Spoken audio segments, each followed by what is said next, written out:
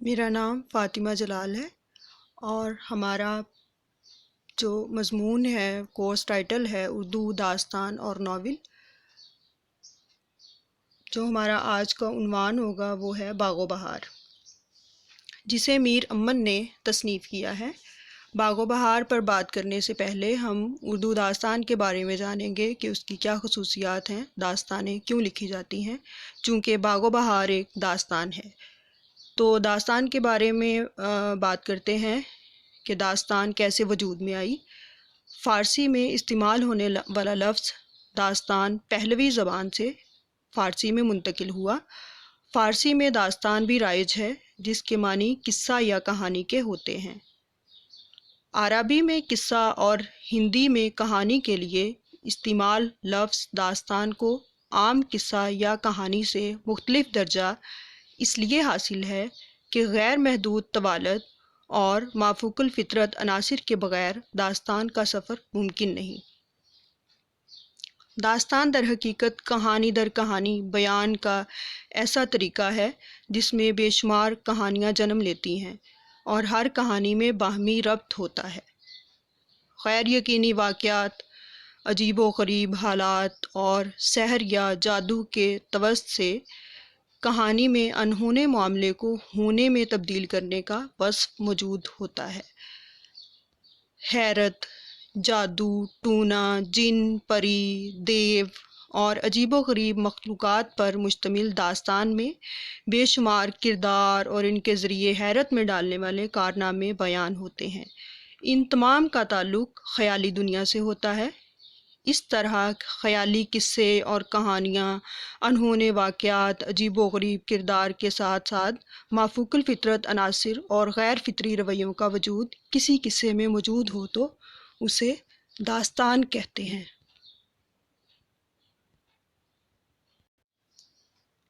اس کے بعد ہم بات کریں گے فورٹ ولیم کالج پر کہ فورٹ ولیم کالج کیوں وجود میں آیا، اور اس کا چونکہ میر امن کی داستان باغ و بہار سے تعلق ہے تو اس سے پہلے ہم اسے تھوڑا سا جان لیں کہ فورٹ ولیم کالج کیا ہے۔ فورٹ ولیم کالج 1800 میں قائم ہوا۔ کالج کے قیام کے پس منظر میں اگر ہم جائیں تو ہم دیکھتے ہیں کہ ایسی قومیں ہمیشہ ہندوستان پر قبضہ جمانے اور یہاں کی دولت سے فائدہ اٹھانے کی کوشش میں مصروف رہی ہیں۔ مثلاً انگریز جو ہیں وہ ہمیشہ سے ہندوستان پر قبضہ جمانے اور اس میں مصروف رہیں گے، اس سے فائدہ اٹھائیں۔ 15ویں صدی عیسوی کے اواخر میں پرتگالی سیاح واسکو ڈے گاما ہندوستان آیا۔ اس کی زبانی یہاں کی دولت کے قصے سن کر پرتگالی تجارت کی غرض سے ہندوستان آئے۔ اس کے بعد ڈچ اور پھر انگریز اس طرف متوجہ ہوئے۔ 1600 میں انگریز تاجروں نے ملکہ برطانیہ الزبتھ سے ہندوستان تجارت کی غرض سے آنے کی اجازت حاصل کر لی۔ تجارت کے لیے ایک کمیٹی قائم کی گئی جس کا نام ایسٹ انڈیا کمپنی رکھا گیا۔ 1608 میں کپتان ہانکس نے بادشاہ جہانگیر سے سورت کی بندرگاہ میں ایک تجارتی کوٹھی بنانے کا اجازت نامہ حاصل کیا۔ 1633 تک انگریزوں نے 3 کوٹھیاں قائم کر لی تھیں۔ 1640 میں انگریزوں نے مدراس شہر آباد کیا اور وہاں ایک قلعہ قائم کیا۔ چارلس دوم نے ایسٹ انڈیا کمپنی کو اپنا سکہ جاری کرنے، حفاظتی فوج رکھنے، قلعے تعمیر کرنے اور غیر عیسائی قوتوں سے زور آزمائی کی اجازت سے کمپنی کے حوصلے بڑھ گئے۔ انہوں نے مغل سلطنت کو کمزور پا کر بغیر اجازت ہگلی کے قریب ایک تجارتی کوٹھی تعمیر کرنی چاہی، مگر اورنگزیب نے فوجی کارروائی سے تعمیر روک دی۔ 1690 میں کمپنی نے بادشاہ سے معافی مانگ کر دوبارہ تجارت کی اجازت حاصل کر لی۔ انہوں نے ہگلی کے قریب ایک چھوٹی سی بستی آباد کر لی جو بعد میں کولکتہ کے نام سے مشہور ہوئی۔ انگریزوں نے یہاں ایک قلعہ تعمیر کیا جس کا نام فورٹ ولیم رکھا گیا۔ اس قلعے کی تعمیر 1757 سے شروع ہو کر 1773 تک مکمل ہوئی۔ اورنگزیب کی وفات کے بعد مغل سلطنت زوال پذیر ہونا شروع ہو گئی۔ 1857 میں آخری مغل بادشاہ کو گرفتار کر کے رنگون قید کر دیا گیا۔ اس طرح مغل سلطنت کی جگہ انگریز افسروں نے لے لی۔ کالج کے قیام کا مقصد ہندوستان آنے والے افسروں کو ہندوستانی زبانوں کو بولنے اور سمجھنے کی تعلیم دینا اور ہندوستانی تہذیب سکھانا تھا۔ لارڈ ویلزلی نے 1798 میں گورنر جنرل کا عہدہ سنبھالا۔ لارڈ ویلزلی نے 10 جولائی 1800 کو کالج کا افتتاح کیا، لیکن جب کالج کے ضوابط قلم بند کیے گئے تو کالج کے قیام کی تاریخ پیچھے ہٹا کر 4 مئی 1800 درج کی گئی۔ یہ تاریخ سلطان ٹیپو پر انگریزوں کی فتح کی پہلی سالگرہ کا دن تھا۔ دکن کا یہ شہر انگریزوں کے عزائم کے راستے کا سب سے بڑا کانٹا تھا۔ فورٹ ولیم کالج سے پہلے اردو تعلیم کا عملاً کوئی باضابطہ انتظام نہیں تھا۔ ڈاکٹر گلکرسٹ اس کالج کے سربراہ مقرر ہوئے۔ انہوں نے اردو کے اچھے عالموں اور ادیبوں کی فورٹ ولیم کالج میں تقرری کی۔ اس میں یہ بات بھی آپ کو بتانا چاہوں گی کہ ڈاکٹر گلکرسٹ جو تھے وہ اردو زبان سے خاصی دلچسپی رکھتے تھے، اور انہوں نے قواعد پر کافی کتابیں قلم بند کیں اور اردو قواعد پر کافی کام کیا۔ تو انہوں نے ان کے ذمہ تھا کہ وہ جو بھی مصنفین کو رکھنا ہوگا ان کی تقرری جو ہے وہ ڈاکٹر گلکرسٹ کریں گے۔ تو اس وقت ہندوستان میں شاعری کا ہی عام رواج تھا، اس لیے ہندوستانی ادب میں شعری خزانہ بھرا پڑا تھا، مگر اردو ادب نثری دولت سے خالی تھا۔ تاریخ و جغرافیہ وغیرہ کی بھی کتابیں موجود نہیں تھیں۔ اس ضرورت کو پورا کرنے کے لیے ترجمہ و تالیف کا ایک محکمہ قائم کیا گیا اور ملک کے قابل افراد کو چن چن کر کولکتے بلایا گیا، اور فارسی کی اہم کتابوں کے اردو میں تراجم کرائے جانے لگے۔ فورٹ ولیم کالج کے نثر نویسوں میں مرزا لطف، للو لال جی، میر امن، شیر علی افسوس، سید حیدر بخش حیدری، نہال چند لاہوری، مرزا کاظم علی جوان، مظہر علی خاں ولا، بینی نرائن، میر بہادر علی حسینی، حفیظ الدین احمد، مولوی اکرام علی اور مولوی امانت اللہ شامل ہیں۔ ان نثر نگاروں میں سب سے زیادہ مقبولیت میر امن ہی کے حصے میں آئی۔ بہادر علی حسینی نے ان کی ملاقات گلکرسٹ سے کروائی۔ بہادر علی حسینی ان کے دوست احباب میں سے تھے، اور انہوں نے 1802 میں قصہ چہار درویش کا ترجمہ آسان اردو میں کیا۔ یہ میر امن نے قصہ چہار درویش کا ترجمہ کیا، جسے باغ و بہار کا نام دیا گیا۔ اس کتاب نے میر امن کو اردو نثر میں ایک خاص مقام عطا کیا۔ فورٹ ولیم کالج ایک ایسا ادارہ ہے جس نے اردو ادب کو نثری ادب پاروں سے مالا مال کیا۔ اس کالج کے ذریعے نہ صرف اردو زبان و ادب کا ارتقاء بلکہ سادہ، سلیس اور صاف ستھری زبان کا آغاز بھی اسی کالج کی بدولت ہوا۔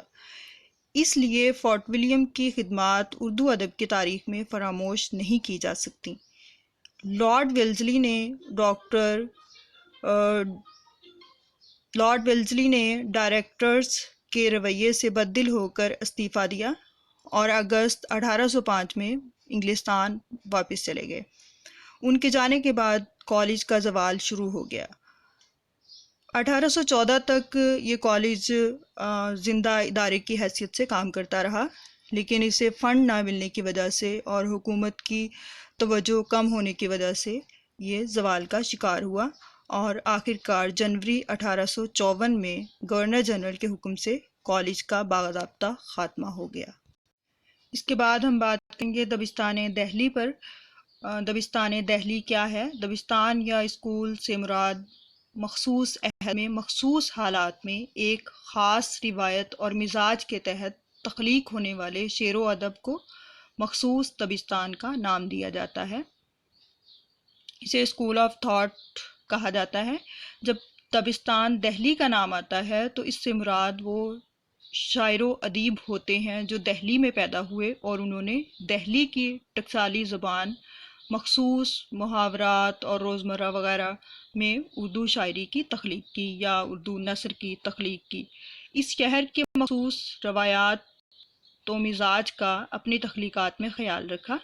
دبستان دہلی کے وجود میں آنے سے قبل دہلی میں شعر و سخن کی روایت موجود تھی، مگر اردو کے بجائے یہاں فارسی شاعری ہو رہی تھی، اور خسرو، عرفی، نظیری، طالب، صائب، بیدر، حزین وغیرہ فارسی کے نمائندہ شاعر تھے۔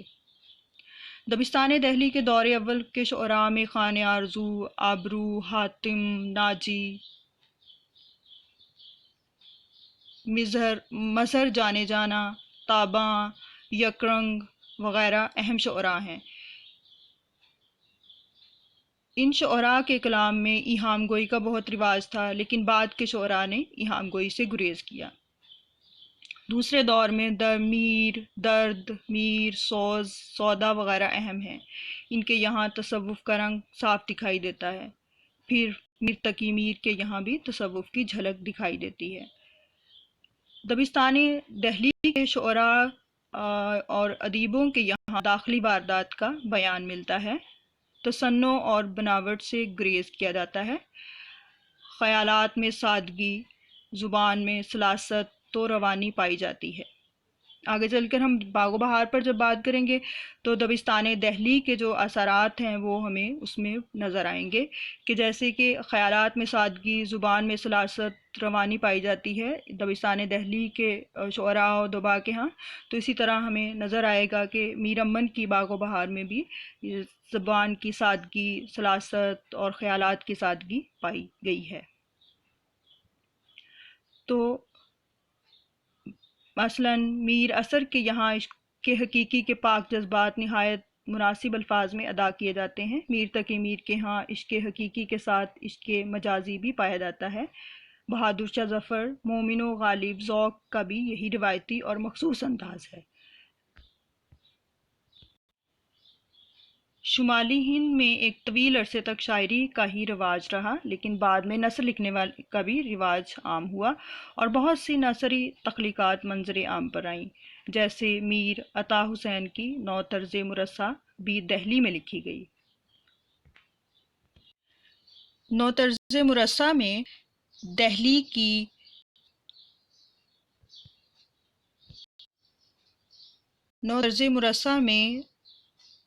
دہلی کی ٹکسالی زبان اور روزمرہ کے محاورات پائے جاتے ہیں۔ نو طرز مرصع 18ویں صدی کی سب سے اہم اردو داستان ہے، جس کے مؤلف میر عطا حسین خاں تحسین ہیں۔ قیاس ہے کہ یہ داستان 1775 سے قبل یعنی شجاع الدولہ کے عہد میں مکمل ہوئی۔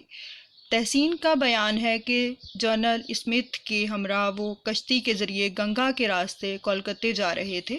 ایک رفیق سفر نے وقت کاٹنے کو یہ داستان سنائی۔ تحسین کو خیال آیا کہ اسے اردو میں لکھنا چاہیے۔ اسی سفر کے دوران چند ابتدائی صفحات لکھ بھی ڈالے۔ کولکتہ پہنچنے کے بعد ان کا تبادلہ عظیم آباد ہو گیا اور یہ کام ادھورا رہ گیا۔ آخرکار 1775 سے قبل یہ کتاب مکمل ہوئی۔ نو طرز مرصع کا اسلوب مصنوعی اور پرتکلف ہے، مبالغہ آرائی حد سے زیادہ ہے، استعارہ و تشبیہ کا استعمال بکثرت ہے، عربی فارسی الفاظ کی بھرمار ہے۔ فارسی الفاظ کی کثرت کا ایک سبب یہ بھی ہے کہ یہ قصہ فارسی زبان یعنی قصہ چہار درویش سے لیا گیا ہے۔ 17ویں صدی کی سبرس اور 18ویں صدی کی نو طرز مرصع کے بعد 19ویں صدی کا سورج اس شان سے طلوع ہوتا ہے کہ کولکتہ میں فورٹ ولیم کالج کی بنیاد پڑی اور اس کی سرپرستی میں اردو نثر کو بہت فروغ حاصل ہوا۔ داستانوں کی طرف خاص طور پر توجہ کی جاتی ہے۔ دوسری زبانوں کے قصے اردو زبان میں منتقل کروائے گئے۔ دبستان دہلی کا جب ہم ذکر کریں تو اس میں میر امن کا ذکر بھی آتا ہے۔ پھر میر امن دہلوی کی باغ و بہار اور گنج خوبی میں دہلی کی روایات، وہاں کی زبان اور وہاں کا مزاج بولتا نظر آتا ہے۔ حالانکہ میر امن نے ان کتابوں کو فورٹ ولیم کالج کولکتہ کے تحت ترجمہ کیا، مگر اپنے انداز بیان اور طرز تحریر اور زبان و اسلوب کے لحاظ سے اس میں دہلویت موجود ہے۔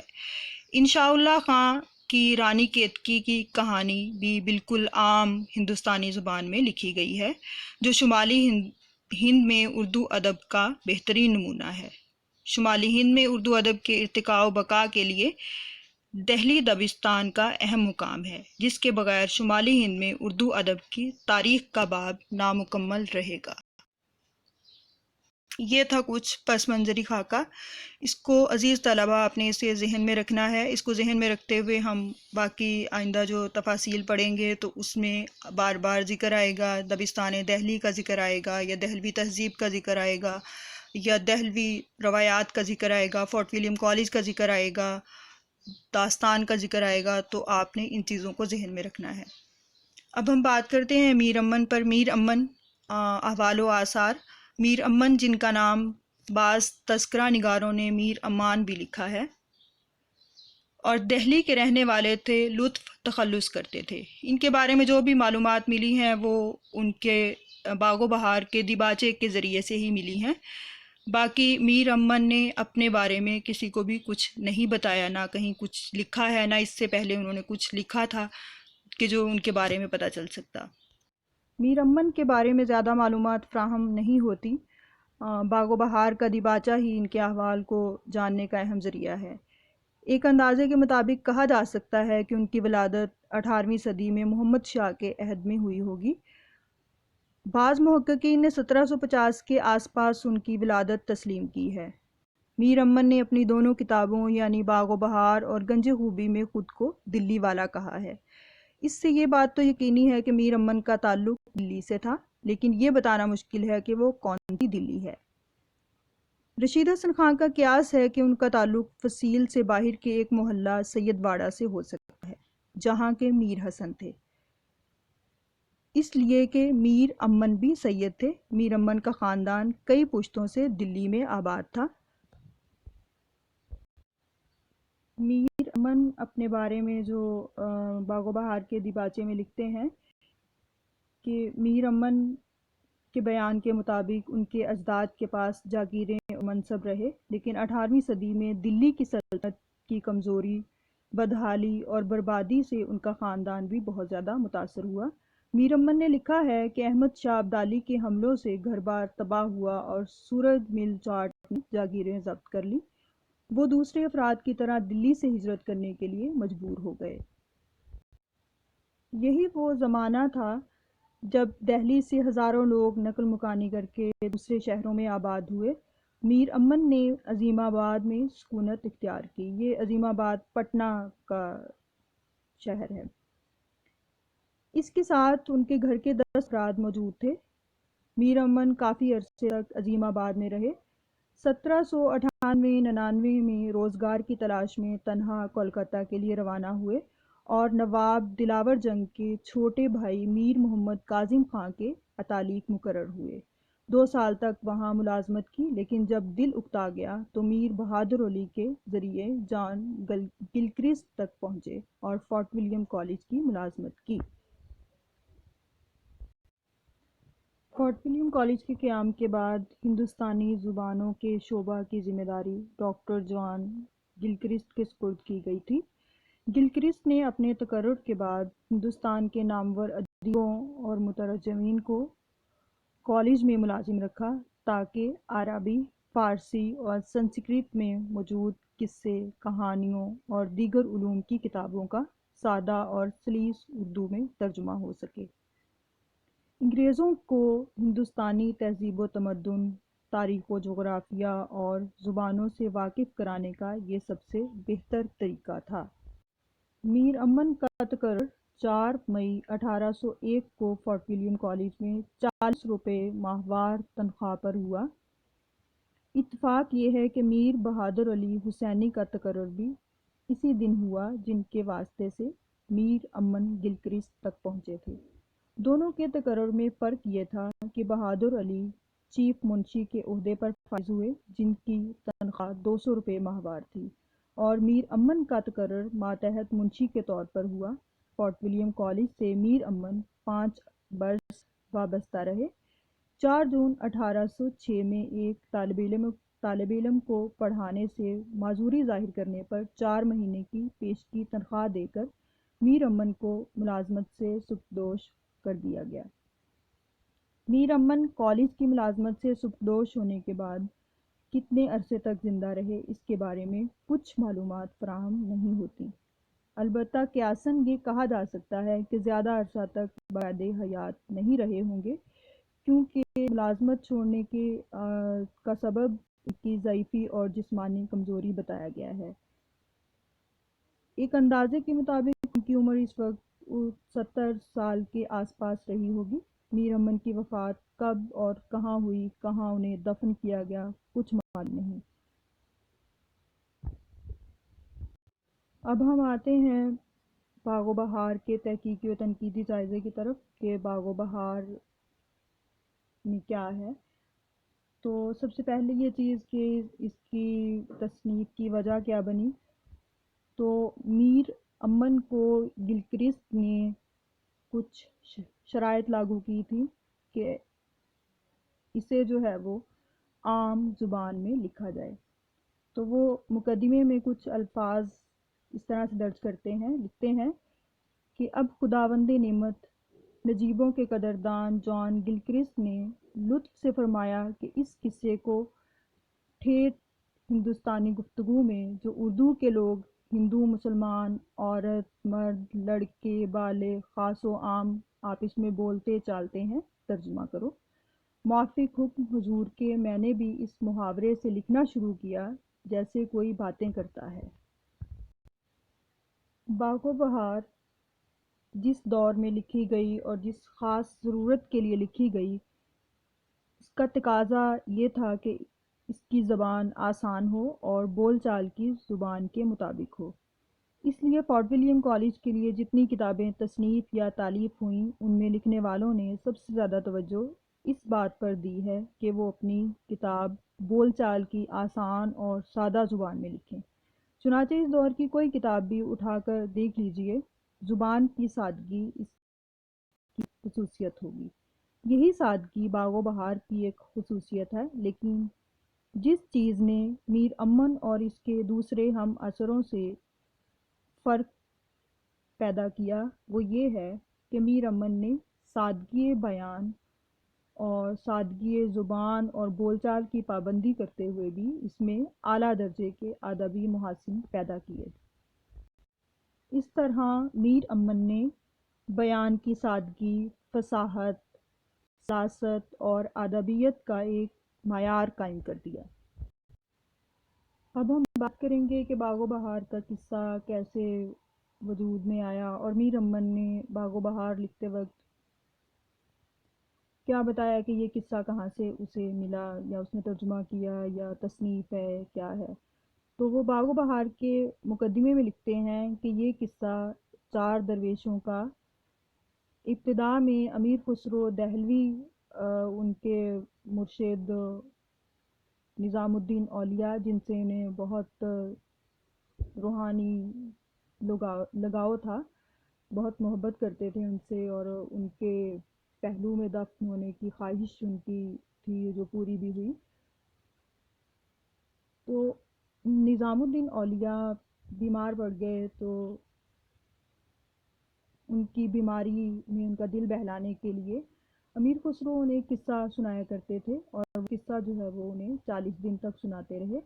40 دن بعد وہ صحت یاب ہوئے تو انہوں نے نظام الدین اولیاء نے غسل فرمایا اور جب تندرست ہونے کے بعد انہوں نے دعا کی کہ جو کوئی اس قصے کو سنے گا خدا کے فضل سے تندرست رہے گا۔ جب سے یہ قصہ فارسی میں مروج ہوا، لیکن محققین اس کے بارے میں کہتے ہیں کہ یہ فارسی قصہ 4 درویش کا ترجمہ ہے، لیکن گلکرسٹ اور بعض دوسرے محققین کے بیان سے صاف ظاہر ہے کہ اس کی تالیف میں تحسین کی نو طرز مرصع سے بھی استفادہ کیا گیا ہے۔ گلکرسٹ نے باغ و بہار کے انگریزی مقدمے میں لکھا ہے، عطا حسین خان نے ابتداً اصل فارسی سے اس کا ترجمہ کیا، مگر چونکہ اس کی زبان کثرت تراکیب، محاورہ فارسی وغیرہ مخلق اور قابل اعتراض مانی گئی، اس لیے اس نقص کو رفع کرنے کی غرض سے کالج کے ملازمین میں سے میر امن دہلوی نے مذکورہ بالا ترجمے سے موجودہ متن تیار کیا ہے۔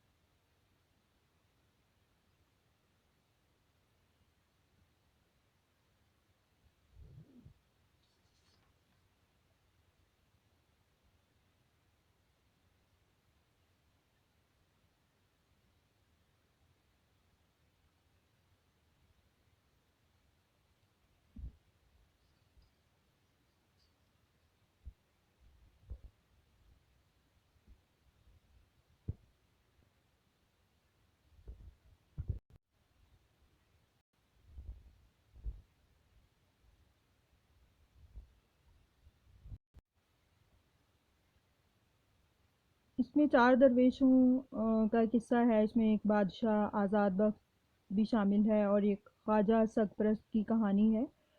داستان ایک خاص انداز سے بیان کی گئی ہے. کسی بھی داستان کی کامیابی کا انحصار اس کے انداز بیان پر ہوتا ہے. کسی بھی داستان کی کامیابی انداز بیان اور اس کی فضا سازی پر ہوتی ہے. داستان کیونکہ مختلف قصوں کی شمولیت سے بنتی ہے، اس لیے طوالت یا اختصار کوئی معنی نہیں رکھتا.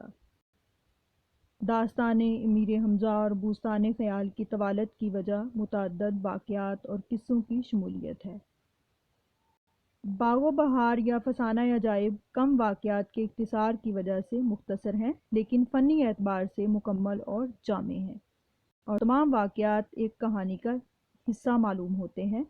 قصہ گو نے 4 درویش کو ایک داستان میں باندھنے کے لیے بادشاہ آزاد بخت کو مرکزی کردار بنا کر ان کے ہر قصے کو داستان کا حصہ بنا دیا ہے.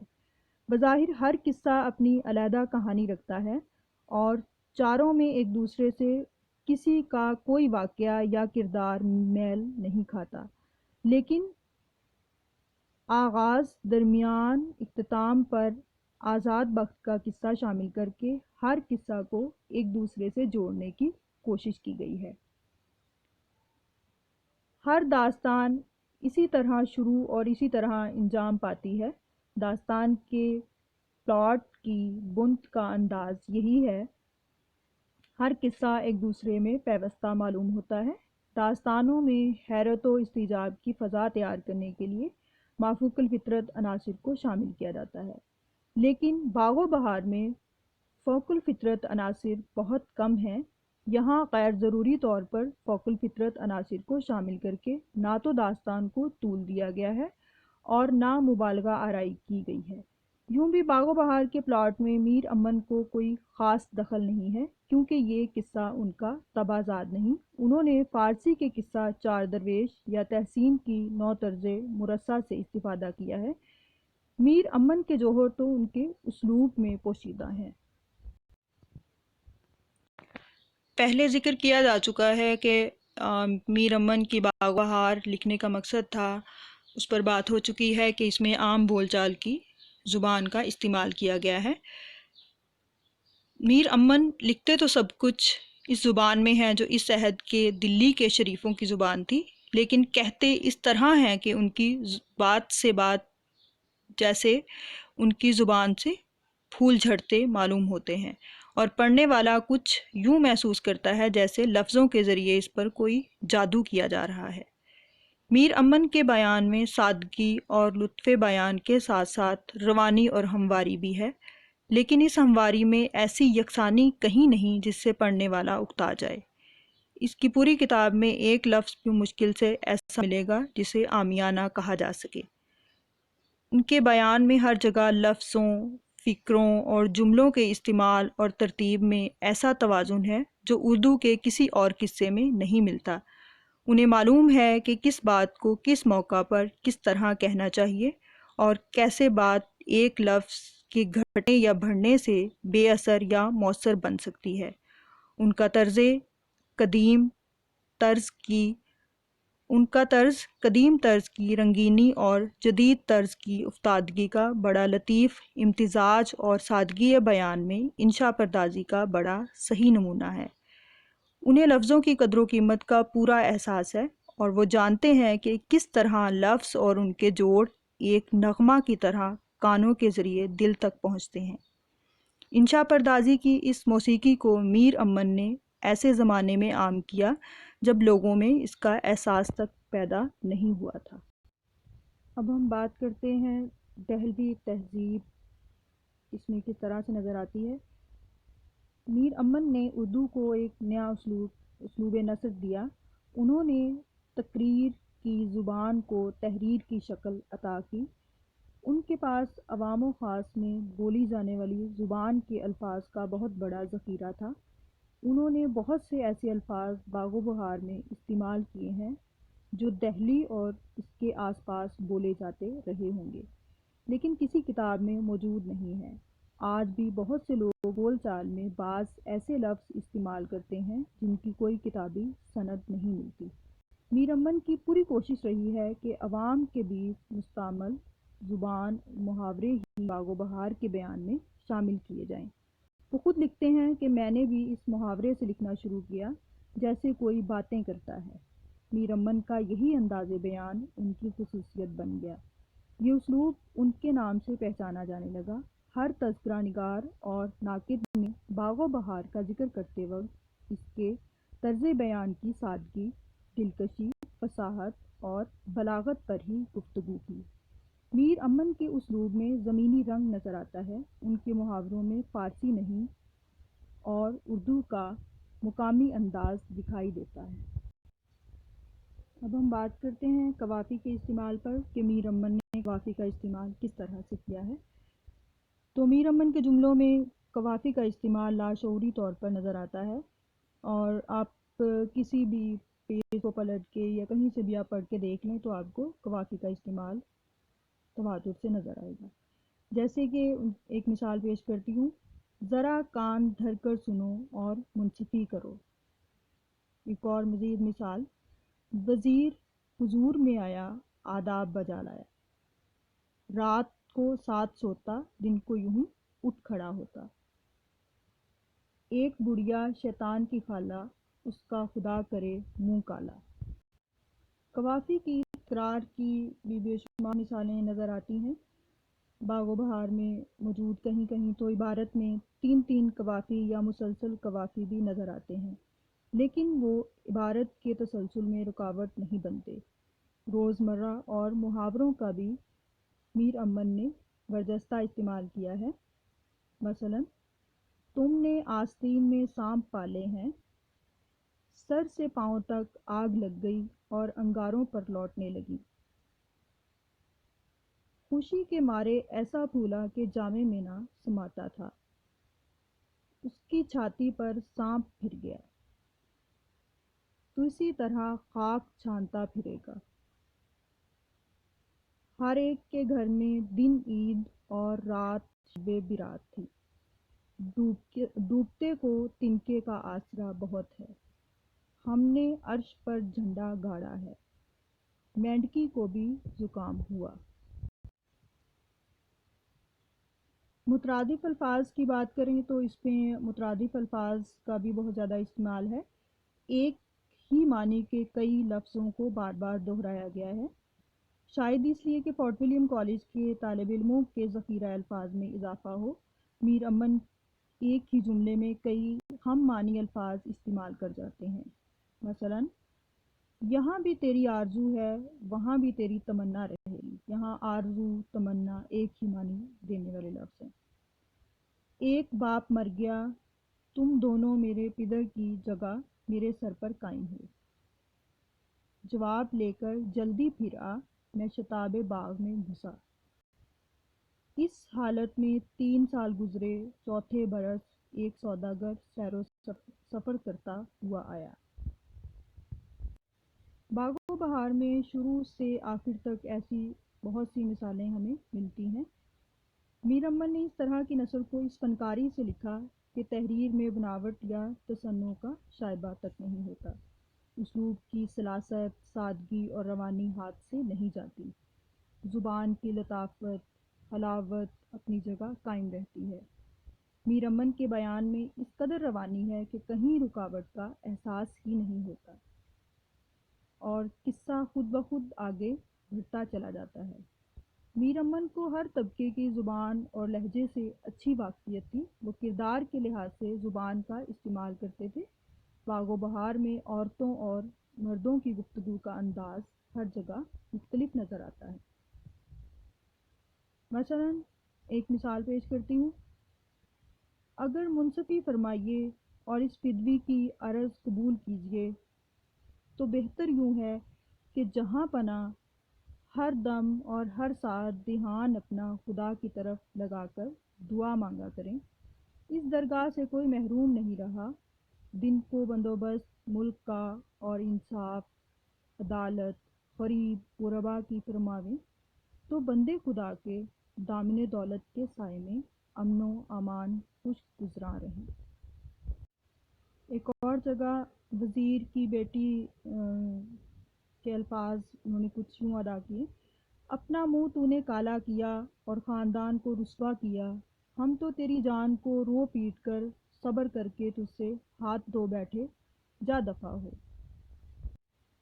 ہم جزیات نگاری پر اگر بات کریں تو میر امن کی نظر سے کوئی چیز بچتی نظر نہیں آئی کہ انہوں نے اپنی داستان گوئی میں دہلی میں بولے جانے والا ہر لفظ، ہر چیز کو اس داستان میں شامل کر دیا ہے۔ اس کی مثال ہم ایک پیراگراف میں دیکھتے ہیں کہ پکوانوں کا ذکر انہوں نے کس طرح سے کیا ہے۔ میر امن نے جزیات کے بیان کا ہر طرح سے لحاظ رکھا ہے۔ ایک عورت کا بیان کرتے ہوئے میر امن لکھتے ہیں: اور دسترخوان بچھوا کر مجھ تن تنہا کے روڈو بقاؤل نے ایک تورے کا تورا چن دیا، 4 مشکاب، ایک میں یخنی پلاؤ، دوسرے میں قورمہ پلاؤ اور تیسری میں متنجن، چوتھی میں کوکو پلاؤ اور ایک کاب زردے کی اور کئی طرح کے کلیے، 2 پیازا، نرگسی، بادامی، روغن جوش اور روٹیاں کئی قسم کی، باقر خوانی،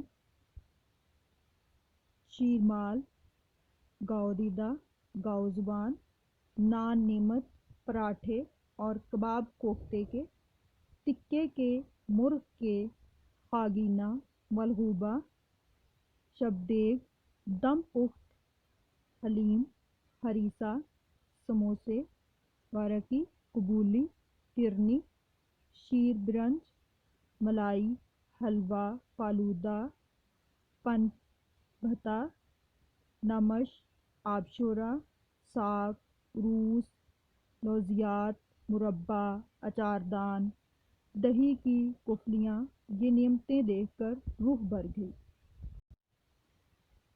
اس پیراگراف سے معلوم ہوا کہ میر امن نے کس طرح سے پکوانوں کا ذکر کیا، اسی طرح مختلف تہوار، مختلف چیزوں کا ذکر جو ہے وہ بڑی تفصیل سے انہوں نے بیان کیا ہے۔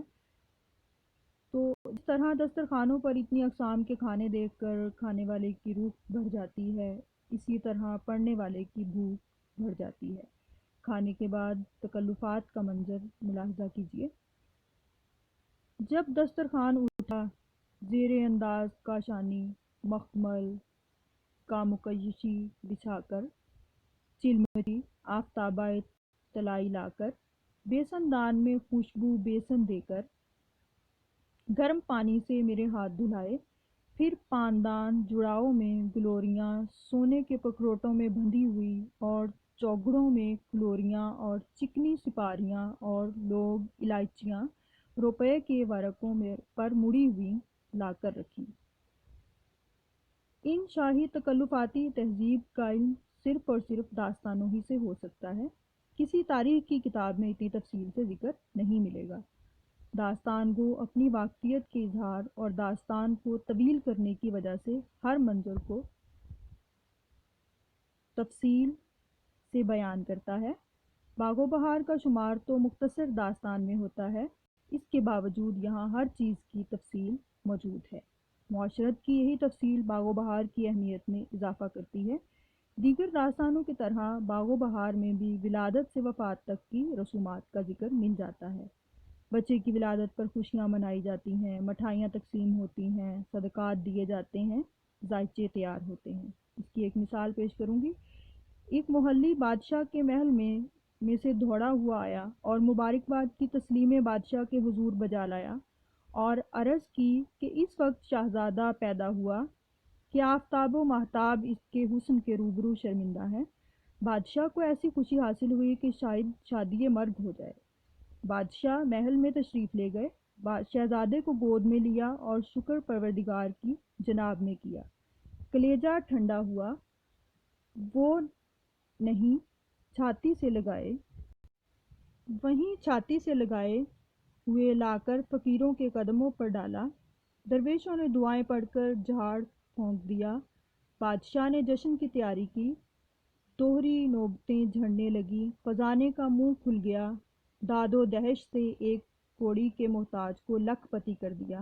ارکان دولت جتنے تھے سب کو دو چند جاگیر و منصب کے فرمان ہو گئے۔ تمام شہر میں ہزاری بزاری کے گھروں میں جہاں دیکھو وہاں تھئی تھئی ناچ ہو رہا تھا۔ ہماری خوشی کے ہر ایک ادنا اعلیٰ بادشاہ وقت بن بیٹھا۔ ہندوستانی معاشرت کا اگر ذکر کریں تو باغ و بہار میں دوسری داستانوں کے مقابلے میں ہندوستانی معاشرت کی عام زندگی کی جھلکیاں زیادہ نظر آتی ہیں۔ شاید اس کی ایک وجہ یہ بھی ہے کہ خود میر امن کی زندگی عام آدمی کی طرح گزری۔ عوامی زندگی سے وابستہ اشیاء کا بیان وہ بڑی روانی سے کرتے ہیں۔ پہلے درویش کے قصے میں کی بہن کا واقعہ خاص ہندوستانی تہذیب کی نمائندگی کرتا ہے۔ آج بھی ہندوستانی تہذیب میں شادی شدہ بہن یا بیٹی کے گھر جا کے کھانے پینے کو بھی معیوب سمجھا جاتا ہے۔ میر امن اس بات کو اس طرح بیان کرتے ہیں: وہ ماں جائی میرا یہ حال دیکھ کر بلائیں لے اور گلے مل کر بہت روئی۔ تیل ماش اور کالے ٹکے مجھ پر سے صدقے کیے۔ اے بیرن تو میری آنکھوں کی پتلی اور ماں باپ کی موئی مٹی کی نشانی ہے۔ تیرے آنے سے میرا کلیجہ ٹھنڈا ہوا۔ لیکن مردوں کو خدا نے کمانے کے لیے بنایا ہے۔ دنیا کے لوگ تانا دیتے ہیں: اپنے باپ کی دولت دنیا کھو کھا کر بہنوئی کے ٹکڑوں پر آ پڑا۔ یہ نہایت بے غیرتی اور میری تمہاری ہسائی اور ماں باپ کے نام کو سبب لاج لگنے کا ہے۔ میر امن نے بادشاہ آزاد بخت اور چاروں درویشوں کے قصوں میں اپنے عہد کی تہذیب کو پیش کر کے فورٹ ولیم کالج کے طالب علموں کو ہندوستانی تہذیب سے روشناس کرایا۔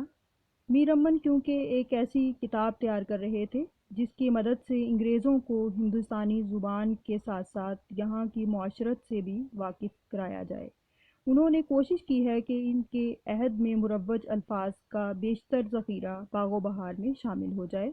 اس لیے باغ و بہار میں مختلف رسومات کی ادائیگی کے موقع پر استعمال ہونے والے الفاظ کے علاوہ زیادہ سے زیادہ ایسے الفاظ استعمال کیے جو اس عہد میں مختلف طبقوں اور پیشوں سے تعلق رکھنے والے افراد کے لیے مستعمل تھے۔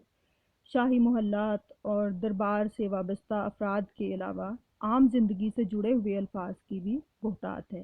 مثال کے طور پر ایک مثال پیش کرتی ہوں: کسی گاؤں کے کنارے ایک بڑھیا کی جھونپڑی تھی۔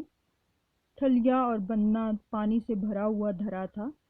وہ پیر زن چرخا کاٹتی تھی۔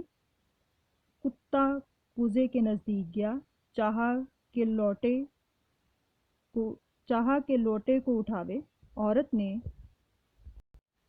عورت نے ڈانٹا، لوٹا اس کے منہ سے چھوٹا، گھڑے پر گرا، گھڑا پھوٹا، باقی باسن لڑ گئے، پانی بہہ چلا۔ بڑھیا لکڑی لے کر مارنے کو اٹھی۔ یہ سگ اس کے دامن میں لپٹ گیا اور اس کے پاؤں پر منہ ملنے اور دم ہلانے لگا اور پہاڑ کی طرف دوڑ گیا۔ پھر اس کے پاس آ کر کبو رسی اٹھاتا، کبو ڈولی منہ میں پکڑ کر دکھاتا اور منہ اس کے قدموں پر کرتا اور آنچل چادر کا پکڑ کر کھینچتا۔ باغ و بہار میں ہمیں لفظوں کا انبار لگا نظر آتا ہے، اور میر امن نے عام و خاص کے مختلف طبقوں سے متعلق سینکڑوں الفاظ کو باغ و بہار میں شامل کر دیا، جس کی وجہ سے باغ و بہار ایک تہذیبی فرہنگ بن گئی ہے۔ دربار کی زندگی اس عہد کی تہذیب کی خاص نمائندہ ہے، جس کی وجہ سے دربار سے تعلق رکھنے والے بے شمار الفاظ رائج ہوئے۔ ہندوستان میں مسلمانوں کے دربار کا انداز کیونکہ ایران کے انداز پر رہا، اس لیے وہ تمام الفاظ جو ایرانی دربار سے متعلق تھے ہندوستان کے دربار میں آئے اور پھر اردو کی ملکیت بن گئے۔ مثلاً بادشاہ اور دربار سے وابستہ الفاظ کا ایک بڑا ذخیرہ باغ و بہار میں موجود ہے، جیسے وزیر، امرا، میر منشی، میر بخشی، قاضی، مفتی، عالم، کوتوال، کلادار، دیوان خانہ، دربان، لونڈی، کنیز، غلام، خواجہ سرا وغیرہ۔ اگر اس طرح الفاظ کی شماری کی جائے تو اس عہد کے مخصوص تہذیب سے متعلق الفاظ کی ایک طویل فہرست تیار ہو سکتی ہے۔ میر امن نے دوسرے درویش کے قصے میں مکان کے اسباب کا ذکر کرتے ہوئے لکھا ہے، یہ باغ و بہار میں سے اقتباس ہے: جتنا اسباب اس مکان میں تھا، شطرنجی، چاندنی، کالنے، سیتل، پارٹی، منگل کوٹی، دیوارگری، چھت، پردے، چلونے، سائبان، نمگیرے، چھپر کھٹ، ماہ، غلاف، ادکچا، توشک، بالا پوش، سیج بند، چادر، تکیے، تکینی، گل تکیے، گاؤ تکیے، دیگ، دیگچے، پتیلے، طباق، رکابی، بادیے، تشتری، چمچے، بکاولی، کفگیر، طعام بخش، سرپوش، سینک خواں پوش، تورا پوش، آبخورے، بھجرے، سراہی، لگن، باندان، چوگھرے، چنگیر، گلاب، پاش، پود سوز، آفتابہ، چلمچی سب میرے حوالے کیے کہ یہ تمہارا مال ہے۔ اب یہاں پر آپ دیکھ سکتے ہیں کہ ایک ہی پیراگراف میں میر امن نے کتنے الفاظ جمع کر دیے ہیں۔ تو اس طرح جب آپ باغ و بہار کے قصے کو پڑھیں گے تو اس طرح کی مثالیں آپ خود بھی تلاش کر سکتے ہیں اور ان کو اپنے پیپر کے لیے تیار کر سکتے ہیں۔ بلکہ میں آپ کو مشورہ دوں گی کہ آپ کے لیے بہت ضروری ہے کہ آپ باغ و بہار کو پڑھیں، اور سب سے بہترین اس کا نسخہ جو ہے وہ رشید حسن خان نے جو تدوین کی ہے باغ و بہار کی، تو انہوں نے اس میں ایک خاص خیال رکھا ہے کہ باغ و بہار کا جو پہلا نسخہ جب میر امن نے اسے 1802 میں 1801 میں لکھنا شروع کیا تھا، 1802 میں انہوں نے جو ہے وہ اس کو مکمل کر دیا تھا۔ تو یہ 1802 میں تصنیف ہونے والا نسخہ جو ہے اس میں اعراب لگائے گئے تھے، کیونکہ گلکرسٹ نے اس کی یہ شرط رکھی تھی، اس کے لیے ضروری قرار دیا تھا کہ جو بھی کتاب لکھی جائے گی اس میں اعراب لگائے جائیں گے۔ تو رشید حسن خان نے جب تدوین کی تو انہوں نے جو ٹیکسٹ پیش کیا اس میں انہوں نے اعراب لگائے، اور انہوں نے جو میر امن کا لکھا ہوا نسخہ ان سے استفادہ کرتے ہوئے اعراب لگائے۔ تو آپ بھی اس کی مدد سے کافی آسانی سے سمجھ سکتے ہیں، اور اگر آپ اس کو پڑھیں گے تو آپ کے لیے زیادہ بہتر ہوگا۔ تو میرے کہنے کا مقصد یہ ہے کہ آپ جب باغ و بہار کا قصہ پڑھیں گے، باغ و بہار کو پڑھیں گے، تو آپ رشید حسن خان کی تحریر کو پڑھیں۔ اب ہم اس کے اختتام کی طرف آتے ہوئے کچھ مزید بات کرتے ہیں کہ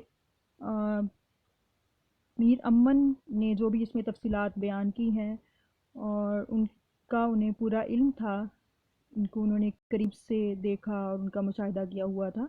میر امن نے اپنے حالات میں لکھا ہے کہ ان کا خاندان کئی پشتوں سے بادشاہوں کا تقرب رہا ہے۔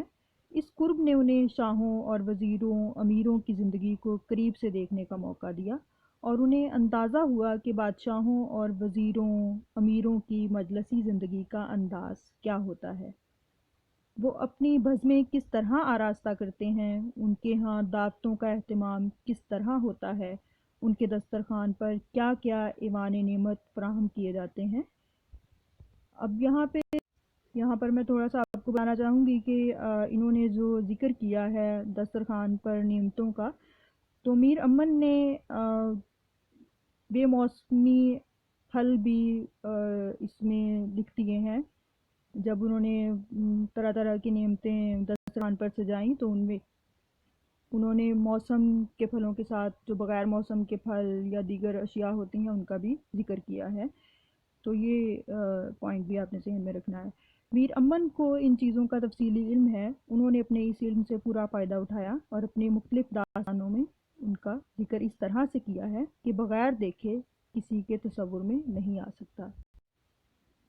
جہاں ایک طرف خاص کی زندگی کے اس پہلو کے متعلق ان کا علم مکمل ہے، وہاں دوسری طرف وہ متوسط طبقے کی زندگی سے بھی ناآشنا نہیں ہے۔ چونکہ خود ہی اس سے وابستہ ہیں، اس لیے اپنے قصوں میں عام زندگی کے رسوم، معاشرت کے طریقوں اور اس کے ساتھ عوام و خاص کے خیالات، توہمات اور عقائد کا تذکرہ بھی وہ اس طرح کرتے ہیں جس طرح کوئی جاننے والا ہی کر سکتا ہے۔ مجلسی اور معاشرتی زندگی کے حقیقت آمیز ذکر کے علاوہ ایک قصہ گو کی حیثیت سے میر امن کی کامیابی کا دوسرا راز یہ ہے کہ انہوں نے داستان کی غیر فطری فضا میں رہ کر بھی جو کردار ہمارے سامنے پیش کیے ہیں وہ زندگی سے بہت قریب معلوم ہوتے ہیں۔ زندگی کے اس رنگ کی جھلک یوں تو باغ و بہار کی سب داستانوں میں آنے والے خاص کرداروں میں موجود ہے، لیکن بعض کرداروں پر زندگی کا بھرپور رنگ چڑھا ہوا ہے۔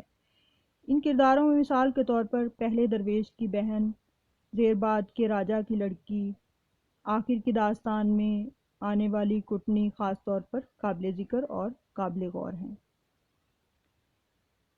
کہانیاں عموماً کسی نہ کسی اخلاقی مقصد سے لکھی جاتی ہیں۔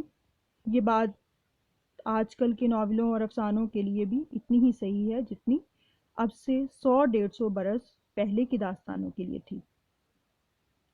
لیکن فرق یہ ہے کہ آج کل کا لکھنے والا اس بات کی کوشش کرتا ہے کہ اس کا اصلاحی مقصد کہانی کے پیرائے میں چھپا نہ رہے اور پڑھنے والے کو یہ احساس نہ ہو کہ وہ ناول یا افسانہ پڑھنے کے بجائے کوئی وعظ کی کتاب یا پند و نصائح کا دفتر پڑھ رہا ہے۔ پرانے لکھنے والوں کو اس بات کا احساس نہیں تھا، وہ اخلاقی تعلیم دینے کے لیے موقع کی تلاش میں رہتے تھے اور اسے جاؤ بجا اپنے قصے میں کھونے کی کوشش کرتے تھے۔ اس کا نتیجہ اکثر یہ ہوتا تھا کہ قصے میں پڑھنے والے کی دلچسپی کم ہو جاتی تھی۔ پرانی داستانوں میں ہمیں یہ احساس باغ و بہار سے زیادہ کسی اور کتاب میں نہیں ملتا۔ میر امن نصیحتیں کرتے ہیں، اخلاقی درس دیتے ہیں، لیکن باز کبھی نہیں بنتے۔ برابر داستان گو رہتے ہیں، کہیں کہیں مذہبی اور تبلیغی رنگ قصہ پر غالب بھی آتا ہے، لیکن ایسے موقع نسبتاً کم ہیں۔ میر امن اپنی کتاب میں عام دلچسپی کے نقطہ نظر کو برابر اپنے سامنے رکھا ہے۔ وہ حسن کے ذکر میں ہر جگہ ایک دلکشی پیدا کرنا چاہتے ہیں۔